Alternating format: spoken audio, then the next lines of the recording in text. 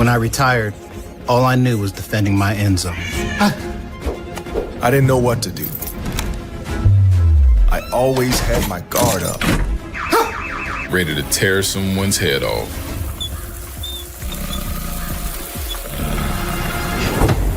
Then I stopped settling for safe-ish and got safe with ADT. With 24/7 monitoring, What's up, Brian? I'm more relaxed than ever. And I don't have my head on the swivel anymore. Oh, a black cat chickadee. I had a whole defensive scheme to keep it safe-ish. Woo! And safe-ish wasn't good enough. Oh, hey. Hey, Bam Bam! What's going on? Because now when it comes to protecting my house, I use ADT. Coming through! No, not in my house! Oh, a cat. The apartment had never looked better. I'd spent 3 hours making sure every detail was perfect. Real china plates instead of our usual mismatched set, cloth napkins I'd actually ironed, candles flickering just right on our small dining table. The smell of Sarah's favorite meal, chicken marsala with roasted vegetables, filled the air like a promise of everything good marriages were supposed to be. I checked my watch again. 7:15. She was running late, but that wasn't unusual anymore. Sarah's law firm had been keeping her busy with some big corporate merger, and I understood. I really did.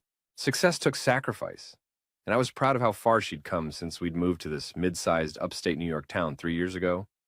The gift sat wrapped in silver paper beside her plate. A small jewelry box containing the earrings she'd admired in that boutique window last month. Nothing extravagant on my engineer's salary, but something that said I paid attention, that I remembered the little things that made her smile. My phone buzzed against the kitchen counter. The first message wasn't from Sarah, it was from Jessica Chen, one of her coworkers I'd met at the firm's Christmas party. We'd barely exchanged 10 words that night, but her message was short and apologetic. I'm sorry, but I think you should see this. Everyone at the office knows, and it doesn't feel right keeping you in the dark.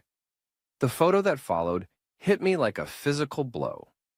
Sarah sat across from Richard Blackwood, her boss, the managing partner, the married man with 2 kids, whose family photos decorated his corner office. They weren't reviewing contracts or discussing legal strategy. Sarah was leaning forward, laughing at something he'd said, her hand resting on his arm in a gesture so intimate it made my stomach turn. But it was her face that destroyed me. She looked radiant, alive in a way I hadn't seen in months. When was the last time she'd smiled at me like that? When was the last time she'd dressed up for our dinner dates, the way she was dressed up for him right now? I stared at the photo until the details burned into my memory. The restaurant looked expensive, certainly more expensive than anywhere we'd been lately. Her dress was new, something I'd never seen before. Her hair was styled differently, more carefully. This wasn't some impromptu work dinner. This was planned, deliberate, special. All those late nights at the office suddenly made sense. The new perfume she'd started wearing, the way she'd started showering immediately after coming home instead of collapsing on the couch like she used to, the phone calls she'd take in the other room, speaking in hushed tones about client confidentiality. I set the phone down and looked around our carefully prepared dining room. The candles were still flickering, the food was still warm. The anniversary gift still sat beside her empty plate, waiting for hands that were currently touching another man. My phone buzzed again. This time, it was Sarah. "Baby, I'm so sorry. I'm running late at work. I won't make it to dinner." I read the message 3 times. The casual lie, delivered so smoothly, while she sat in that restaurant laughing with her boss, while she chose him over our anniversary, over 3 years of marriage, over the life we'd built together in this small town where everyone knew everyone and secrets had a way of spreading like wildfire. Something cold and sharp settled in my chest. Not heartbreak. Not yet. That would come later. This was something else entirely. This was clarity. I typed back slowly, each word deliberate. "No worries, sweetheart. Say hi to your boss for me." Then I added the part that would let her know the game was over. "I'm leaving the divorce papers on the table. My lawyer will be here when you get home. You don't have a choice anymore. You chose him over our marriage." I hit send and set the phone aside. Of course, I didn't actually have divorce papers ready. I didn't even have a lawyer yet. But Sarah didn't know that, and the message would serve its purpose. It would shatter the comfortable lies she'd been living, the assumption that I was too trusting, too naive, too comfortable to ever figure out what was really going on. I blew out the candles and sat in the growing darkness, waiting for my wife to come home and face the consequences of the choice she'd already made. Sarah's key turned in the lock at 9:30. I heard her heels clicking across the hardwood floor of our entryway, slower than usual, hesitant. She'd seen my message. She knew. "Jake!" Her voice was small, uncertain. "Jake, are you here?" I was sitting at the kitchen table, the dinner I'd prepared now cold and congealed on the plates. The gift box sat unopened beside her place setting, a monument to my own stupidity. She appeared in the doorway, still wearing that new dress from the photo, her makeup slightly smudged. She looked beautiful and guilty and terrified all at once. "We need to talk," she said. "Do we?" I kept my voice level, conversational. "I thought the photo Jessica sent me pretty much covered everything." The color drained from her face. "Jake, I can explain." "Can you? Because from where I'm sitting, it looks pretty self-explanatory. You told me you were working late. You were actually having dinner with your married boss, looking at him like he hung the moon. So please explain that." She moved into the kitchen, her hands twisting together. "It's not what it looks like. It looks like you're having an affair." The words hung in the air between us. She opened her mouth, closed it, opened it again. No denial came. "How long?" I asked. "Jake, please." "How long, Sarah?" Her shoulders sagged. 3 months. 3 months. A quarter of a year. All those nights I'd waited up for her, worried about her working too hard, bringing her coffee in the morning and asking about her cases. All those times I'd defended her to my friends when they commented on how much she'd changed since taking the job at Blackwood and Associates. "The earrings you admired last month," I said, nodding toward the gift box. "When we walked past that boutique. You said they were beautiful, but too expensive. Were you thinking about him then?" She started crying. "Jake, I never meant for this to happen. It started as work dinners. And then you decided our marriage wasn't worth preserving. That's not fair." "Fair?"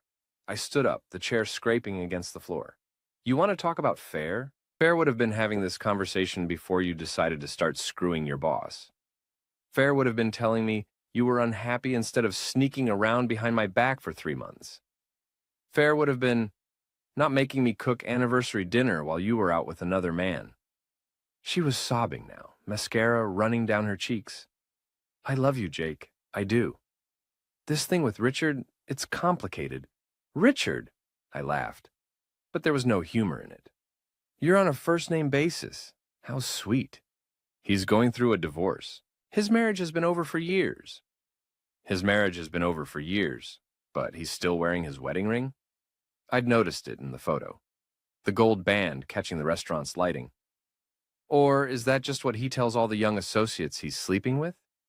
The cruelty in my voice surprised even me. But Sarah flinched like I'd slapped her, and I felt a dark satisfaction at her pain. "You don't understand," she whispered. "The pressure at work, the expectations. Richard believes in me, supports my career. I supported your career. I moved here for your career. I've spent 3 years in this town where I barely know anyone, working at a job that pays half what I made in Albany, all so you could have your shot at making partner. And this is how you repay me?" She reached for me, but I stepped back. "Jake, please. We can work through this. I'll end it with Richard. I'll transfer to another firm if I have to. Just please don't give up on us. You gave up on us 3 months ago." I picked up the gift box and held it out to her. "Here, happy anniversary." She took it with shaking hands, opened it slowly. The earrings caught the kitchen light, small and delicate and meaningless now. "They're beautiful," she whispered. "They were supposed to be. Before I knew you were getting your jewelry from someone else." She looked up at me, confused. I nodded toward her ears. "Those aren't the earrings you were wearing this morning?" Her hand flew to her earlobe, touching the small diamond studs I'd never seen before. Expensive ones. The kind a managing partner might buy for his favorite associate. "Jake, get out. This is my home, too. Get out, Sarah. Go to Richard's place. I'm sure his wife won't mind." She stared at me for a long moment, then set the jewelry box on the table and walked toward the door. She paused in the doorway, looking back. I never wanted to hurt you, but you did it anyway.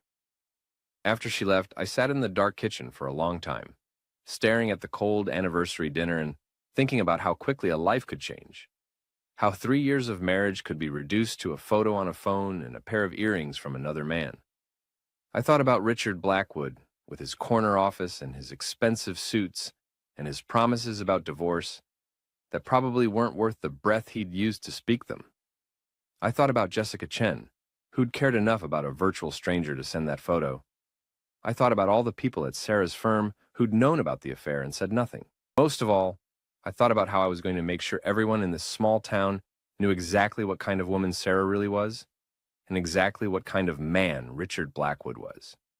If they wanted to destroy my marriage, I was going to destroy their reputations. The next morning, I called in sick to work and started making phone calls. The first was to Tom Bradley, my only real friend in this town, a former cop turned private investigator who'd helped me navigate the local bureaucracy when we'd first moved here. Jake, hey, Tom's gravelly voice came through the phone. How'd the anniversary dinner go? About as well as the Titanic's maiden voyage. There was a pause. You want to talk about it over coffee? I've got time. We met at Murphy's Diner, a local institution where the coffee was strong and the gossip was stronger. Tom listened without interrupting as I told him everything. The photo, the confrontation, Sarah's admission about the 3-month affair. Richard Blackwood, Tom said when I finished. Yeah, I know him. Handled a couple cases for his firm back when I was still on the force. Real piece of work. Thinks his money makes him untouchable. What do you know about his marriage? Tom stirred his coffee thoughtfully. He's been married to Patricia Blackwood for 15 years. She comes from old money. Her family owns half the commercial real estate downtown. Word is, she's the one with the real power in that relationship. So his story about getting divorced is bullshit. Most likely.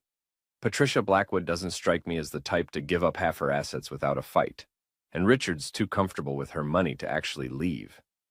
I felt that cold satisfaction again. What would happen if she found out about the affair? With Sarah or with the others? I nearly choked on my coffee. Others? Tom nodded grimly. Like I said, Blackwood thinks he's untouchable. There have been rumors for years about him and various female employees. Nothing anyone could prove, and the women involved usually ended up transferring to other firms, or leaving the legal profession altogether. Jesus, your wife isn't the first young lawyer he's seduced, Jake. She's just the latest. The information hit me like a physical blow. Sarah thought she was special, thought Richard believed in her and supported her career. She had no idea she was just the newest in a long line of conquests. I want to destroy him, I said quietly. Tom studied my face. That's a dangerous road, Jake. You sure you want to go down it? He destroyed my marriage. Seems only fair. Fair's got nothing to do with it. You start playing games with people like Richard Blackwood, you better be prepared for them to play back. And they play dirty. I thought about Sarah's tears the night before, about the earrings from another man, about 3 months of lies and deception. Then I'll play dirtier. Tom was quiet for a long moment. Then he pulled out his phone. I've got a contact at the private investigator firm that handles divorce cases for the wealthy wives in this town. A woman named Lisa Martinez. She's very good at documenting indiscretions. You think she'd work for me? I think she'd work for Patricia Blackwood if the right information happened to reach Mrs. Blackwood's attention. I understood. Tom was offering me a way to expose Richard's affair without getting my hands dirty directly. Let Patricia Blackwood hire the investigator. Let her discover her husband's infidelity through official channels. Let her be the one to bring Richard's world crashing down. What about Sarah? What about her? She's going to get caught in the crossfire. Tom shrugged. She made her choice, Jake. Actions have consequences. He was right. Sarah had chosen Richard over our marriage. She'd chosen to lie to me for 3 months, to sneak around behind my back, to wear another man's jewelry while sitting at our kitchen table. Whatever happened to her career was a consequence of her own decisions. Then how do we make sure Patricia Blackwood gets the right information? Tom smiled, but it wasn't a pleasant expression. Leave that to me. We spent the next hour planning. Tom would reach out to his contact, who would approach Patricia Blackwood with concerns about her husband's fidelity. The investigator would begin surveillance, document the affair, and provide Patricia with all the evidence she needed for a divorce that would leave Richard with nothing. Meanwhile, I would play the role of the devastated husband, the innocent victim who just wanted to move on with his life. I would file for divorce, cite irreconcilable differences, and let everyone assume I was too heartbroken and humiliated to fight back. They would never see the real attack coming until it was too late. One more thing, Tom said as we prepared to leave. You might want to think about what you're going to do after this is over. Small towns have long memories. People are going to take sides. Let them. I'm not planning to stay here much longer anyway. That was true. Without Sarah, there was nothing keeping me in this place. I could transfer back to Albany, maybe even get my old job back. Start over somewhere that didn't have memories of my failed marriage on every street corner. But first, I was going to make sure Richard Blackwood and my cheating wife got exactly what they deserved. Within a week, the plan was in motion. Tom's contact had approached Patricia Blackwood, and the private investigator was already documenting Richard's movements. Sarah had moved into a furnished apartment downtown, close to the law firm, and was trying to maintain the pretense that our separation was amicable. I was at the grocery store buying ingredients for meals for one, when I ran into David and Michelle Carter. They'd been our closest couple friends since we'd moved to town. Dinner parties, game nights, weekend barbecues. David worked in insurance, Michelle taught high school English, and they'd always seemed like the kind of solid, dependable people you could count on in a crisis. "Jake!" Michelle's voice was bright but strained. "How are you holding up?" "I'm managing." I kept my voice neutral, playing the part of the wounded husband, trying to maintain his dignity. David shifted uncomfortably. "We heard about you and Sarah. We're really sorry, man. These things happen." "Actually," Michelle said, glancing at her husband, "we were hoping we could talk to you about something." I waited. "Sarah called us yesterday," David said. "She's really torn up about everything. She says there are things about the situation that you're not understanding. That maybe if you had some mutual friends to help mediate..." "Mediate what exactly?" Michelle jumped in. "She says you're not willing to work on the marriage. That you've already made up your mind about divorce without even trying counseling or..." "Did she tell you about Richard Blackwood?" The silence that followed was answer enough. "She did," I said. "And you're here anyway, trying to convince me to take back my cheating wife." "It's complicated, Jake," Michelle said softly. "Marriage always is. Sometimes people make mistakes." "Mistakes?" I laughed, loud enough that other shoppers turned to look. "She had a 3-month affair with her married boss. She lied to me every day for a quarter of a year. She wore his jewelry to our anniversary dinner and then ditched me to be with him. That's not a mistake, Michelle. That's a choice." David stepped forward. "Look, man, we get that you're hurt. Do you? Because it sounds like you're more concerned about Sarah's feelings than mine." "She's our friend, too," Michelle said defensively. "And I'm not?" Another uncomfortable silence. "We've known Sarah longer," David said finally, "before you guys moved here. She helped Michelle get the job at the high school, introduced us to half the people we know in town. She's been a good friend to us." The truth hit me like a slap. They weren't here because they cared about my marriage or wanted to help us reconcile. They were here because Sarah had gotten to them first, told them her version of events, and convinced them that I was the unreasonable one. "What exactly did she tell you?" I asked. Michelle and David exchanged glances. "She said you'd been growing apart for months," Michelle said carefully, "that you resented her success at the firm, that you'd been cold and distant. She said the thing with Richard happened because she was lonely and feeling unsupported at home. And you believed her." "We've seen how you've been lately, Jake," David said. "At the barbecue last month, at game night, you seemed, I don't know, checked out. Like you didn't want to be there." I thought back to those social gatherings. I had been quiet, distracted, but not because I resented Sarah's success or felt unsupported. I'd been worried about her, about the long hours and the stress, and the way she seemed to be pulling away from me. I'd been trying to figure out how to help her, how to reconnect with the woman I'd married. Instead, she'd been using my concern as evidence of my failure as a husband. "So you think I drove her into another man's arms?" "We think marriages are complicated," Michelle said. And we think you're both good people who made some bad choices." "I made bad choices?" "You're not entirely innocent here, Jake," David said, his voice hardening. "Sarah says you've been controlling about her career, jealous of her success. I moved here for her career. I took a pay cut and left my friends and my life in Albany so she could have her shot at making partner. How is that controlling? Maybe that's the problem, Michelle said. Maybe she feels guilty about the sacrifices you made, and that guilt is driving some of this behavior. I stared at them both, these people I'd considered friends, and realized how completely Sarah had manipulated the narrative. In their minds, I was the neglectful husband who'd driven his wife to seek comfort elsewhere. Sarah was the victim of a loveless marriage and a demanding career, just trying to find happiness wherever she could. You know what? I said, putting my groceries back in the cart. You're right. Marriage is complicated, but adultery isn't. She cheated. She lied. She chose someone else. And if you can't see that, then maybe we were never really friends to begin with. I started to walk away, but David called after me. Jake, come on. Don't let pride destroy your marriage. I turned back. My marriage was destroyed 3 months ago when my wife started sleeping with her boss. I'm just the last one to find out about it. As I walked toward the checkout, I heard Michelle say to her husband, Sarah was right. He's not willing to take any responsibility for his part in this. By the time I got home, I was angrier than I'd been since the night I'd discovered the affair. Not just at Sarah, but at the friends who'd chosen her side without even hearing mine. At the way she'd managed to paint herself as the victim and me as the villain in the story of our marriage's destruction. I called Tom. They're not just having an affair, I told him. She's running a PR campaign. What do you mean? I told him about the encounter with David and Michelle, about Sarah's version of events, about how she'd managed to convince our mutual friends that I was the one at fault. Smart woman, Tom said. She's getting ahead of the story, controlling the narrative before you have a chance to tell your side. What do I do about it? Nothing for now. Let her think she's winning the public relations battle.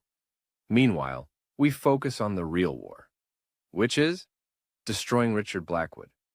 Once his world comes crashing down, Sarah's going to find out exactly how much her career advancement was worth, and your mutual friends are going to realize they backed the wrong horse.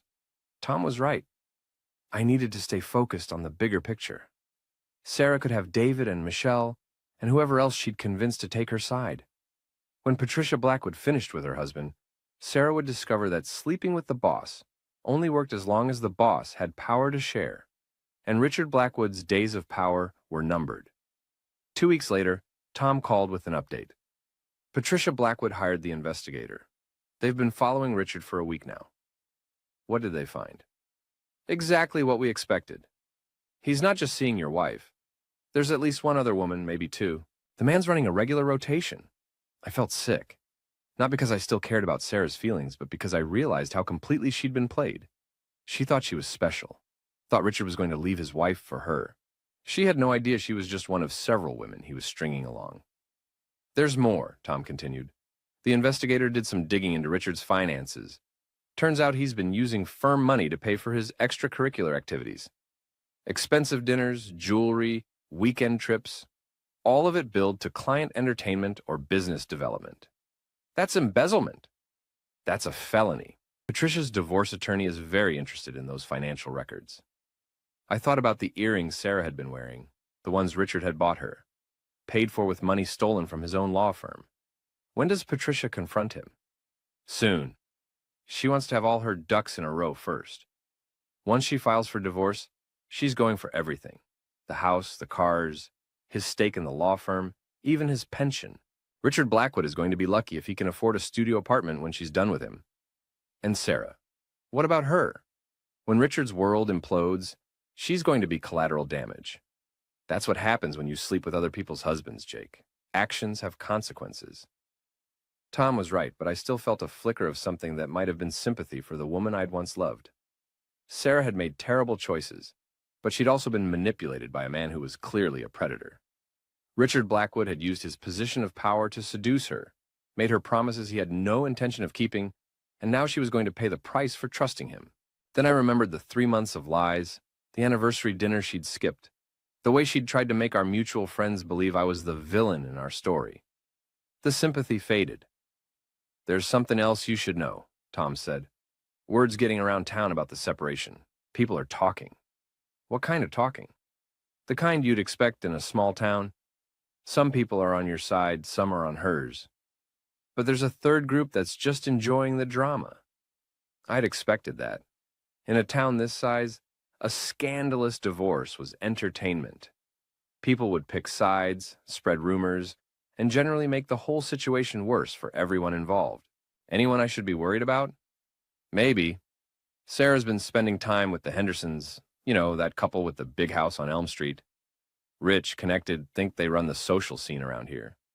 Word is they're not happy about the scandal affecting their friend Richard. I knew the Hendersons by reputation. Robert Henderson owned several local businesses, and his wife Carolyn sat on every charity board and social committee in town. They were the kind of people who cared more about appearances than truth, who would close ranks around their wealthy friends regardless of what those friends had done. What kind of not happy? The kind where they might try to make life difficult for you, pressure your employer, spread rumors, that sort of thing. Let them try. But even as I said it, I realized the situation was more complicated than I'd initially thought. This wasn't just about exposing Richard's affair and getting revenge on Sarah. This was about a whole network of wealthy, connected people who had a vested interest in protecting one of their own. If I wanted to win this war, I was going to need more ammunition. Tom, I need you to dig deeper into Richard's background. Not just the current affairs, but everything. His history with female employees, his financial dealings, anything that might be useful. That's going to cost money. How much? More than you probably want to spend. I thought about my savings account, about the money I'd been setting aside for a down payment on a house Sarah and I had planned to buy. That dream was dead now. Might as well use the money to bury the man who'd killed it. Do it. Jake, are you sure about this? Once we start digging this deep, there's no going back. And if Richard figures out what we're doing, he won't. He's too arrogant to think anyone would dare challenge him. That was Richard Blackwood's weakness, I realized. He'd been getting away with his behavior for so long that he'd become careless, overconfident.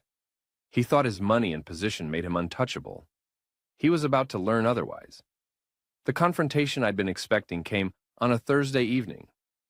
I was grilling dinner on my back patio when David and Michelle Carter showed up at my door, along with two other couples from our former social circle, the Johnsons and the Millers.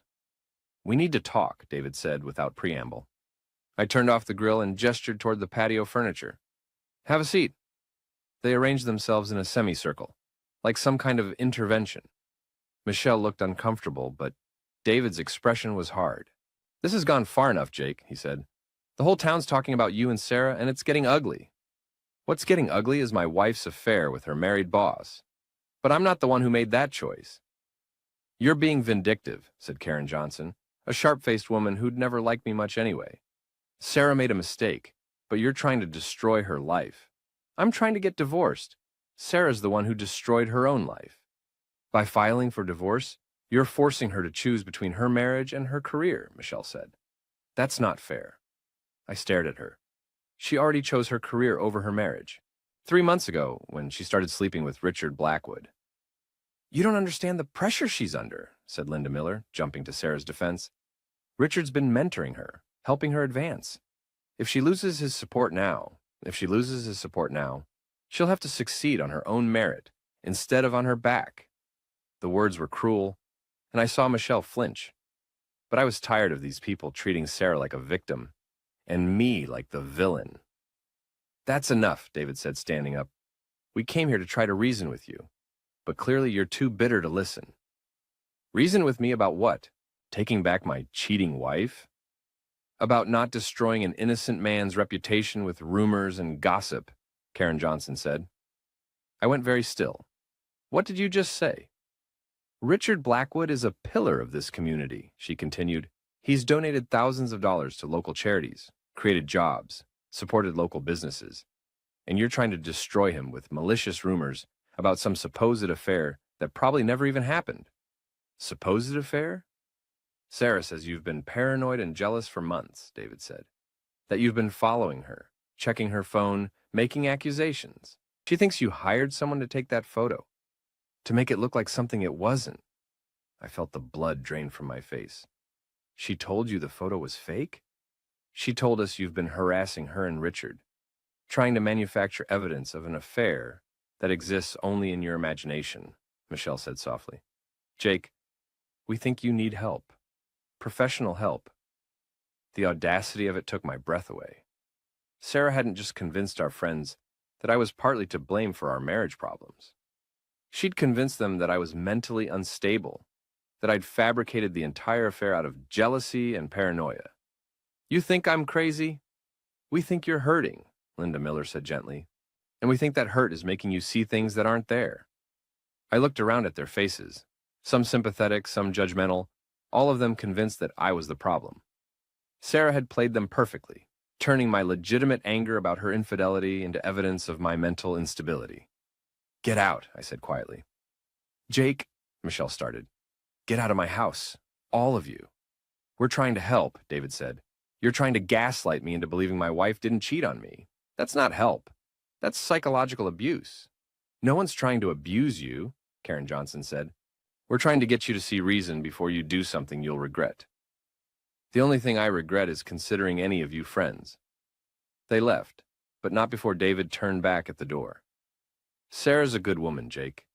If you can't see that, then maybe she's better off without you. After they were gone, I sat on my patio and tried to process what had just happened. Sarah hadn't just cheated on me. She'd systematically destroyed my reputation, convinced our mutual friends that I was unstable and vindictive, and positioned herself as the victim of my supposed delusions. It was brilliant in a sociopathic way. By denying the affair entirely, she'd forced me into the position of having to prove something that everyone already knew was true. And in a small town where Richard Blackwood was respected and I was just the outsider who'd moved here for his wife's career, people were inclined to believe her version of events. I called Tom. They think I'm crazy, I told him. Who thinks you're crazy? I explained about the intervention, about Sarah's claim that the photo was fake, about how she'd convinced everyone that I was manufacturing evidence out of jealousy. Jesus, Tom said when I finished. She's good, I'll give her that. What do I do now? We accelerate the timeline. Patricia Blackwood was planning to wait another week before confronting Richard, but I think we need to push her to move faster. Why? Because Sarah's building a narrative where you're the unstable ex-husband making false accusations against an innocent man. If that story gets too entrenched, it's going to be harder to dislodge, even after the truth comes out. Tom was right. The longer this went on, the more time Sarah had to solidify her version of events. I needed the truth to come out now, before she could do any more damage to my reputation. How do we make Patricia move faster?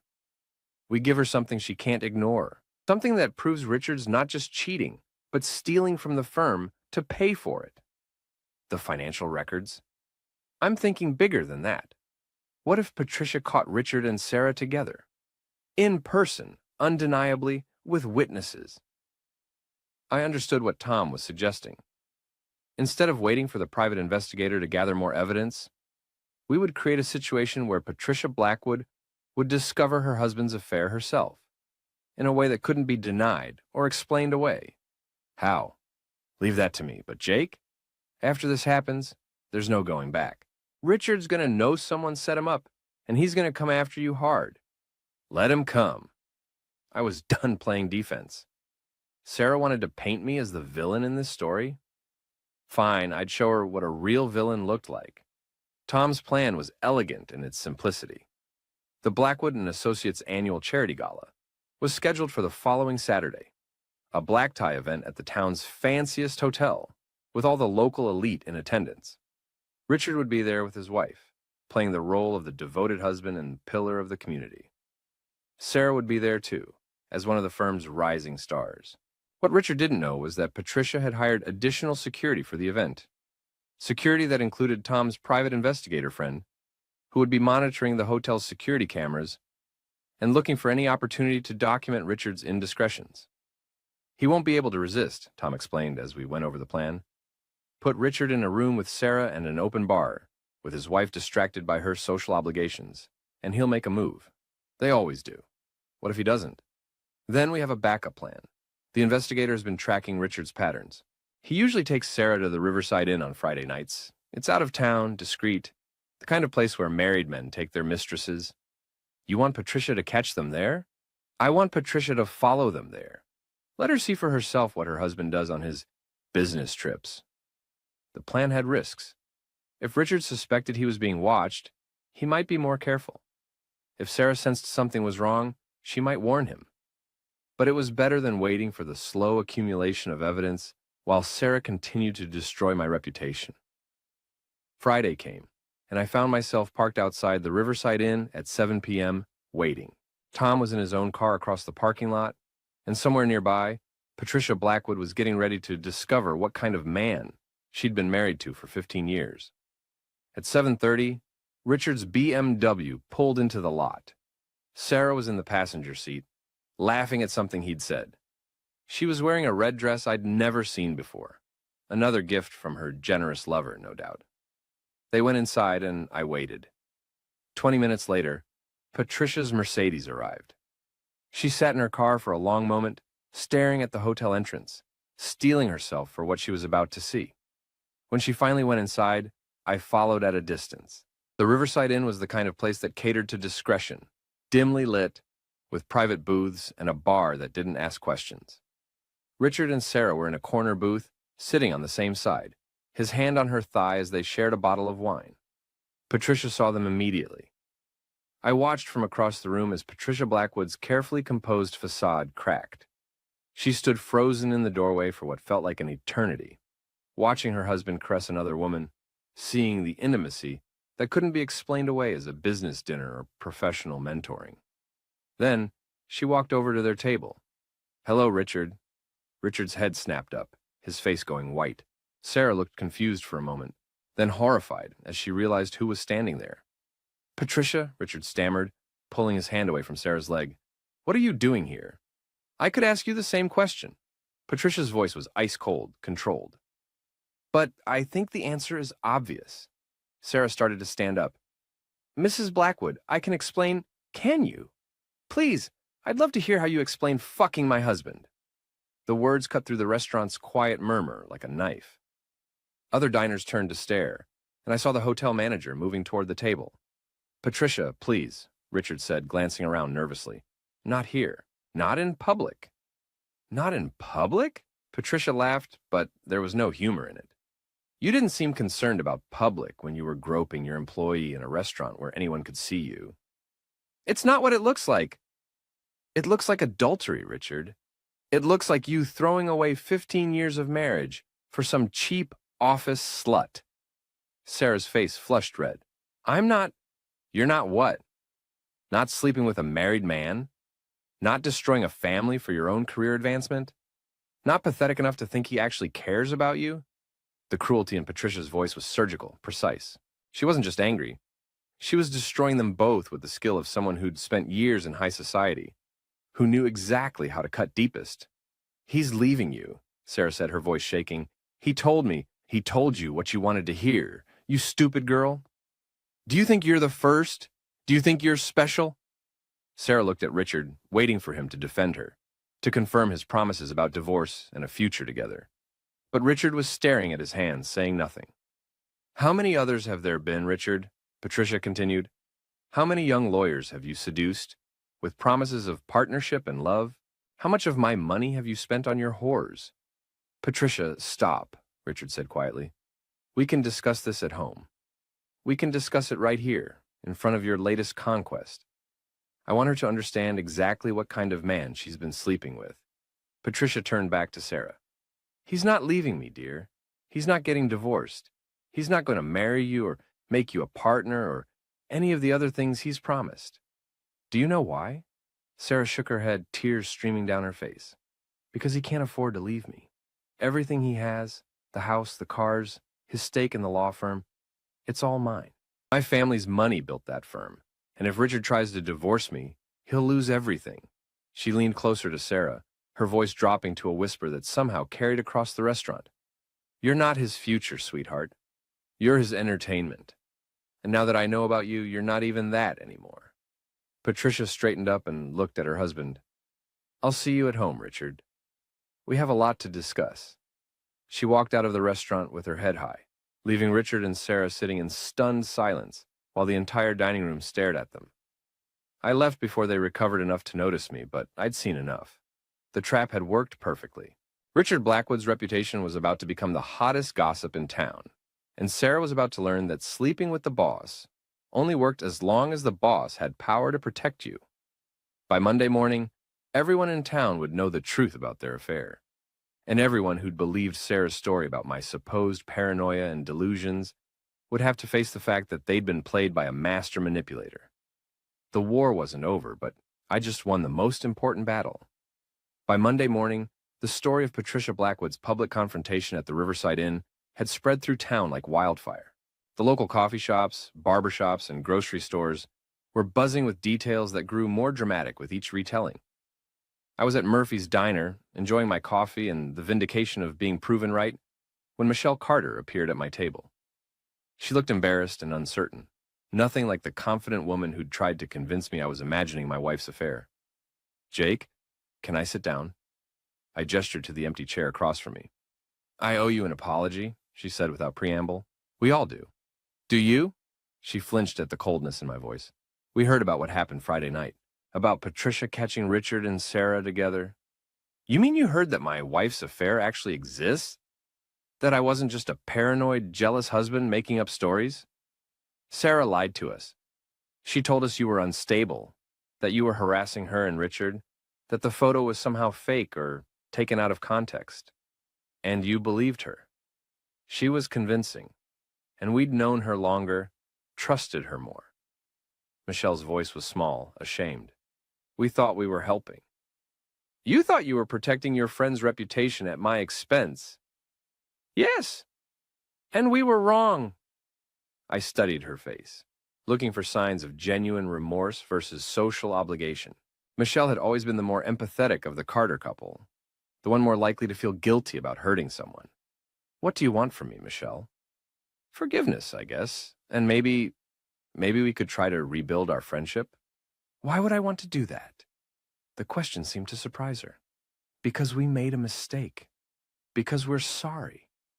"You made a choice," I corrected. "When you had to decide between believing me or believing Sarah, you chose Sarah. When you had to decide between supporting the victim of infidelity or the person who committed it, you chose the cheater.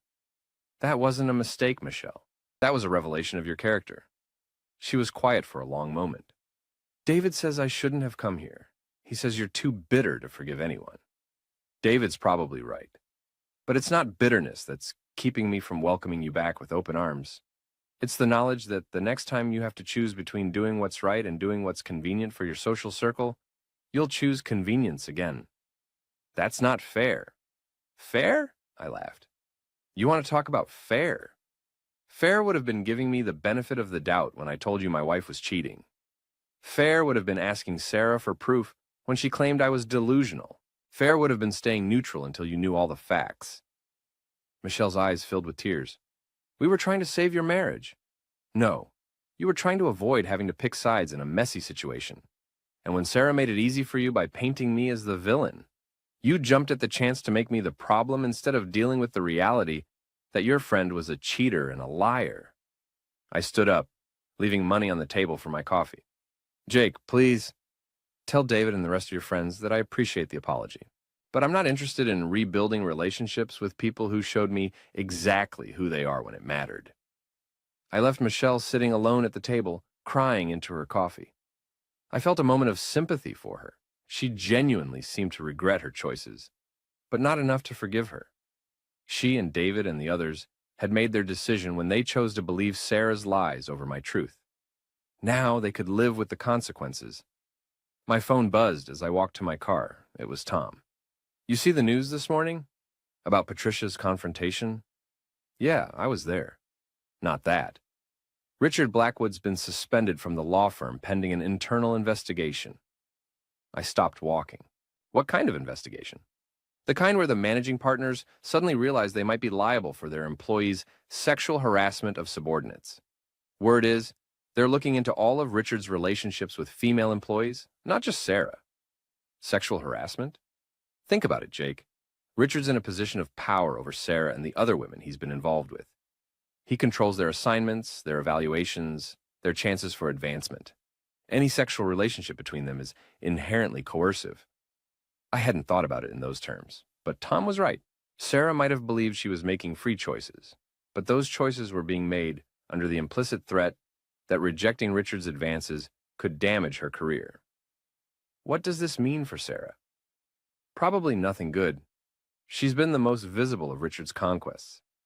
And now that the firm's trying to distance itself from him, she's going to be seen as a liability. They'll fire her. They'll probably encourage her to resign. Less messy than termination, better for everyone's reputation. I thought about Sarah's ambitions, her dreams of making partner, the sacrifices she'd made to build her legal career. She'd thrown away her marriage for a man who'd promised to advance her professionally. And now she was about to lose both her husband and her career. There's something else, Tom continued. Patricia's divorce attorney filed papers this morning. She's going for everything. The house, the cars, Richard's stake in the firm, even his pension.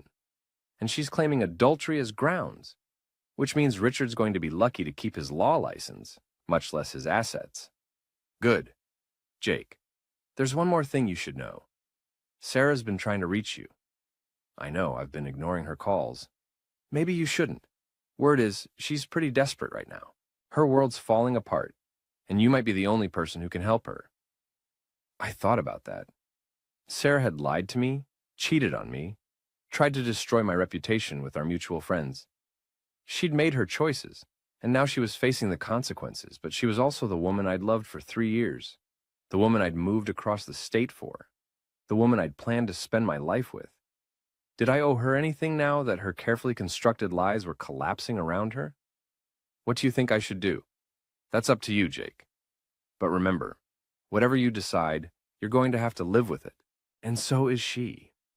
I stood in the parking lot outside Murphy's Diner, thinking about Sarah sitting in her furnished apartment, watching her career and her reputation crumble, realizing that the man she'd destroyed her marriage for was never going to save her. Part of me felt satisfied. She'd gotten exactly what she deserved.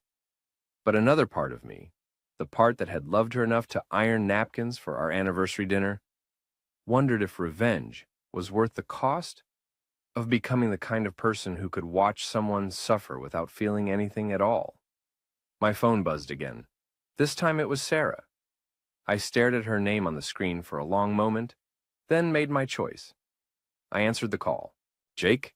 Sarah's voice was small, broken. Thank you for answering. What do you want, Sarah? I need to see you. Please. There are things I need to explain. Things you don't understand about what happened. I almost laughed. Even now, with her world crashing down around her, she was still trying to control the narrative. I understand everything I need to understand. No, you don't. Richard told me he was getting divorced. He said his marriage was over, that he just needed time to handle things properly. I never would have. I'm not the kind of person who breaks up marriages. But you are the kind of person who lies to her husband for 3 months. Silence on the other end of the line. I made mistakes, she said finally. Terrible mistakes. But I never meant to hurt you. You just meant to replace me. That's not... She stopped, seeming to realize that denying it would only make things worse. I was confused. Richard made me feel important, valued, like I could be something more than just another associate at the firm. And I made you feel like what? Like I was settling. The honesty of it hit me like a physical blow. After everything, the lies, the manipulation, the attempts to destroy my reputation, this was the truth. I hadn't been enough for her. Our marriage hadn't been enough. The life we'd built together had felt like settling for less than she deserved. I see. Jake, I didn't mean it like that. I love you. I've always loved you. But Richard offered me a different kind of life, a different kind of future, a future that never existed. He was never going to leave his wife, Sarah. You were just another conquest in a long line of women he's seduced and discarded. I know that now. Do you? Because 2 weeks ago you were telling our friends that I was delusional, that I'd made up the whole affair out of jealousy and paranoia. Another long silence. I was scared, she said finally. Richard told me you were trying to destroy both of us, that you'd hired private investigators and were spreading rumors. He said the only way to protect ourselves was to discredit you first. So you convinced everyone I was mentally unstable. I convinced them you were hurting and not thinking clearly. I thought if I could just buy us some time, Richard would handle his divorce, and we could figure out how to make this work. Make what work? Your affair? Make our transition to being apart less painful for everyone. I had to admire the euphemism. Even now, she couldn't bring herself to call it what it was.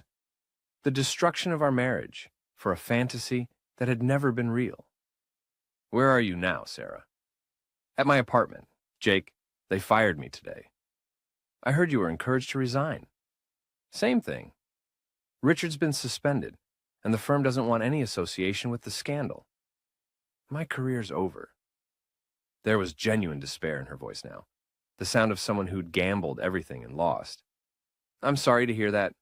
Are you? Really? I considered the question. Was I sorry that Sarah had lost her job, her reputation, her future in law? Or was I satisfied that she was finally facing the consequences of her choices? I'm sorry that you threw away everything good in your life for something that was never real, I said finally. I'm sorry that you destroyed our marriage for a man who never cared about you. I'm sorry that you're learning the hard way that actions have consequences. But you're not sorry I'm suffering. No, I'm not. She was quiet for a long time. When she spoke again, her voice was barely a whisper. I deserve this. Yes, you do. Jake, I know I have no right to ask, but is there any chance we could try to work this out? I know I hurt you, betrayed you, lied to you. But maybe we could go to counseling, try to rebuild what we had. What we had was based on trust. You destroyed that. Trust can be rebuilt. Can it? Because even now, even after everything that's happened, you're still lying to me. What do you mean?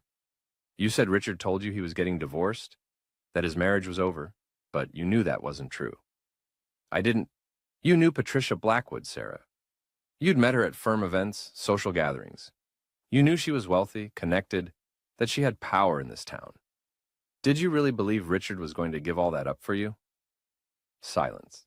You knew he was lying, I continued, but you chose to believe the lie because it made it easier to justify what you were doing. Just like you chose to lie to our friends about my mental state because it made it easier to avoid taking responsibility for your choices.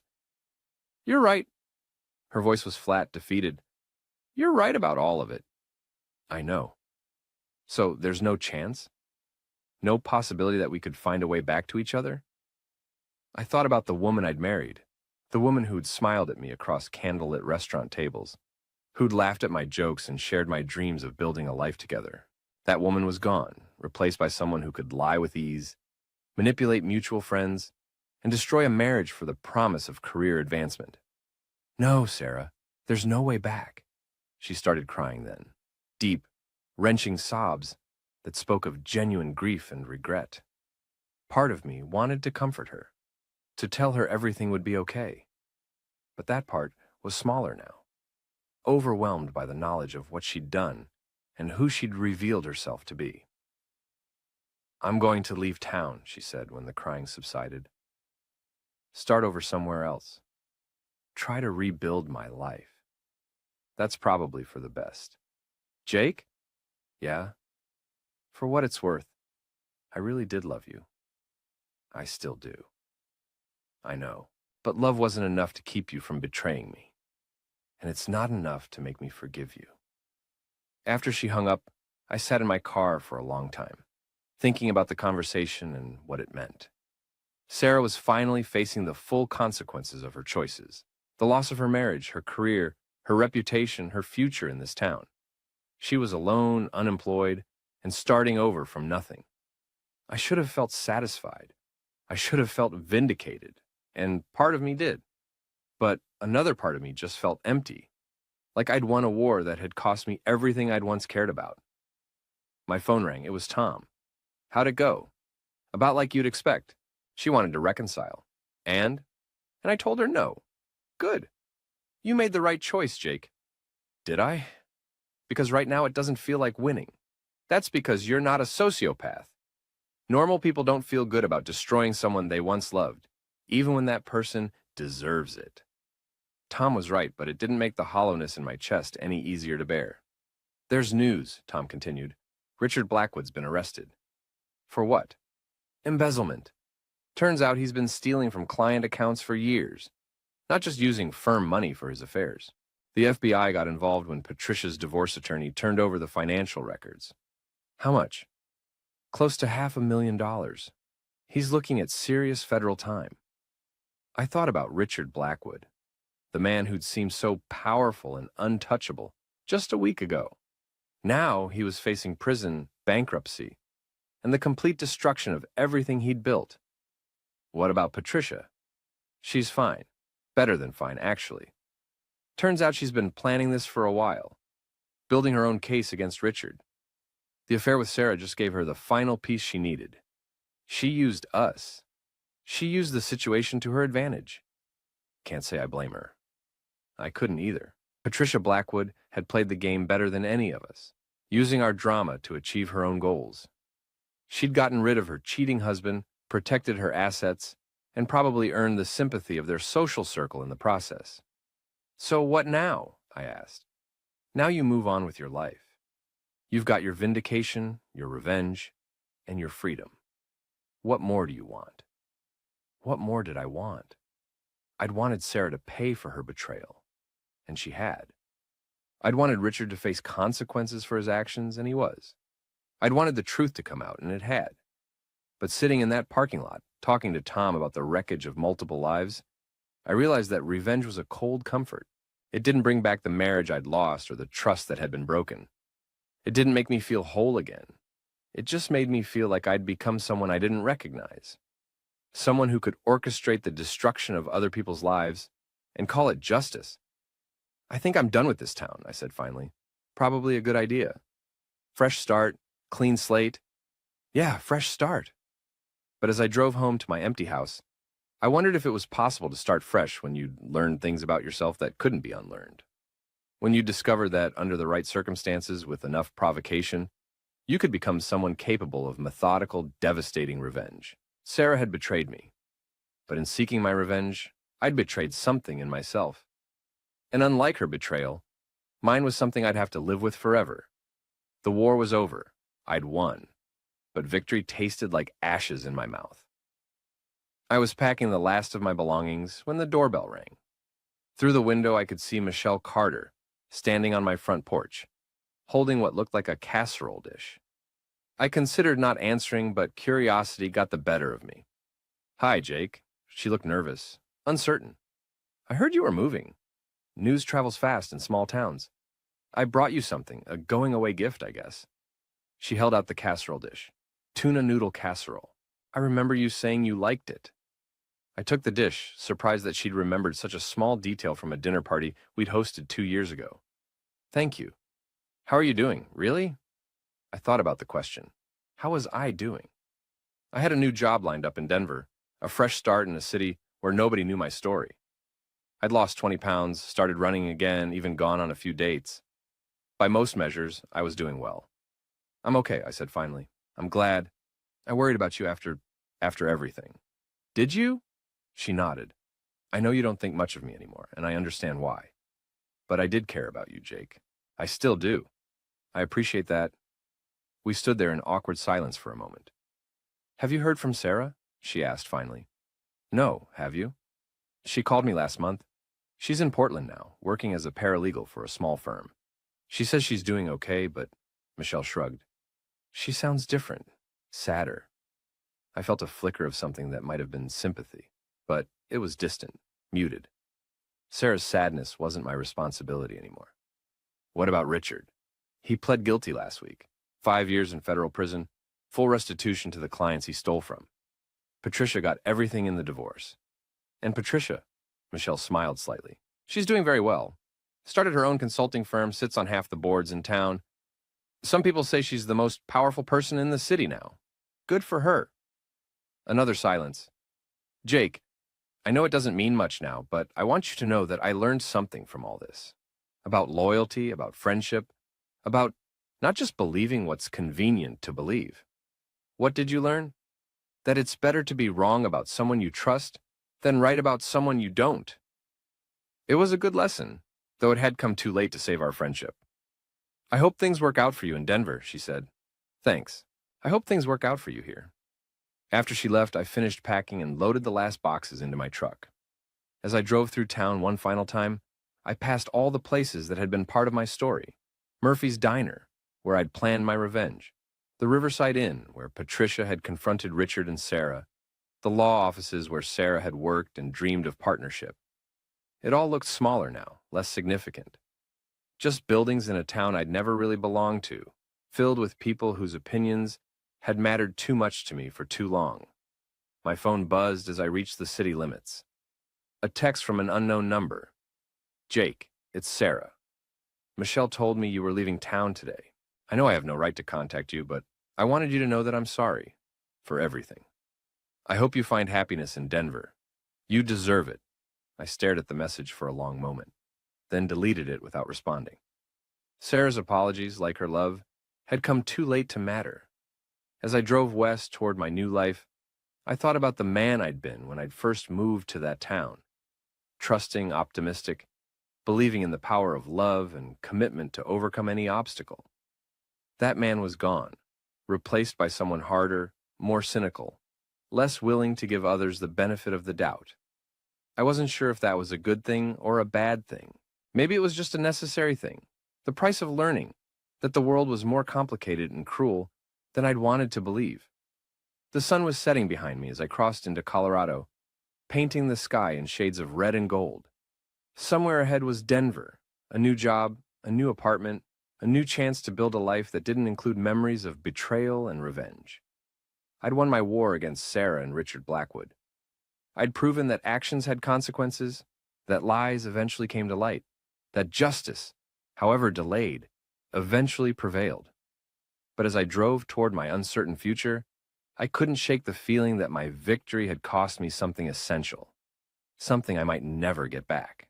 The capacity to trust completely, the ability to love without reservation, the belief that most people were fundamentally good.